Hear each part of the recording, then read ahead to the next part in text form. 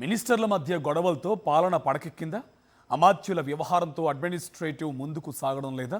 నిత్యం ఏదో ఒక అంశంపై మంత్రులు చేస్తున్న విమర్శల్ని, వ్యాఖ్యల్ని ఎలా చూడాలి? ప్రభుత్వాన్ని ఉరుకులు పరుగులు పెట్టించాల్సిన మంత్రుల ప్రవర్తనతో ఫైల్స్ ఆగిపోతున్నాయా?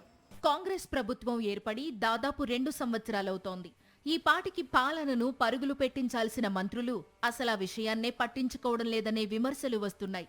ఏదో ఒక అంశంతో ఎప్పుడూ మంత్రులు ఒకరిపై మరొకరు ప్రతి ఆరోపణలు విమర్శలు చేసుకుంటున్నారు.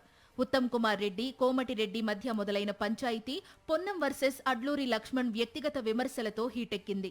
ఇక మేడారం టెండర్ల విషయంలో మరొక మంత్రిని ఉద్దేశించి మంత్రి కొండా సురేఖ చేసిన ఆరోపణలు మంత్రివర్గంలో తీవ్రమైన చర్చకు దారితీశాయి. ప్రభుత్వాన్ని ఉరుకులు పరుగులు పెట్టించాల్సిన సమయంలో మంత్రులు ఒకరిపై మరొకరు విమర్శలు చేసుకోవడానికి పరిమితమవుతున్నారనే చర్చ సెక్రటేరియట్లో జరుగుతోంది.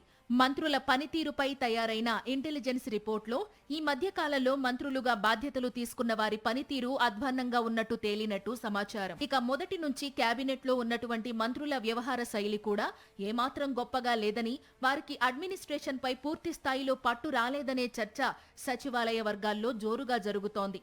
ఇక ఇప్పటి వరకు మంత్రులు క్లియర్ చేసిన ఫైళ్ల లెక్కలను తీసుకుంటే వాటిలో ఒక మహిళా మంత్రి మొదటి స్థానంలో ఉంటే, ఖమ్మం జిల్లాకు చెందిన మంత్రి ఒకరు చివరి స్థానంలో ఉన్నట్లు అధికార వర్గాల్లో చర్చ జరుగుతోంది. మంత్రుల మధ్య విభేదాల వల్ల అడ్మినిస్ట్రేషన్ అంతా పడకెక్కిందని, ఫైల్ మూవ్మెంట్స్ చాలా వరకు ఆగిపోయిందని సెక్రటేరియట్ అధికారులు మాట్లాడుకుంటున్నారు.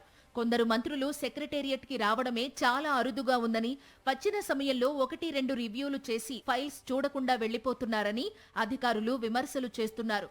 ఫైల్ మూవ్మెంట్ చేయడానికి మంత్రుల చుట్టూ తిరగలేక ఇబ్బందులు పడుతున్నామని పలువురు అధికారులు ఆవేదన చెందుతున్నారంటే మంత్రుల పనితీరు ఎలా ఉందో ఊహించవచ్చు.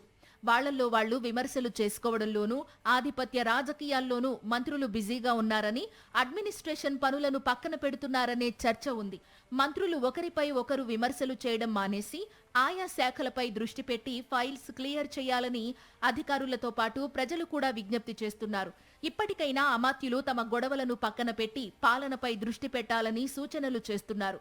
మరి మంత్రుల ప్రవర్తనలో మార్పు వస్తుందా లేదా అనే దానికి కాలమే సమాధానం చెప్పాలి.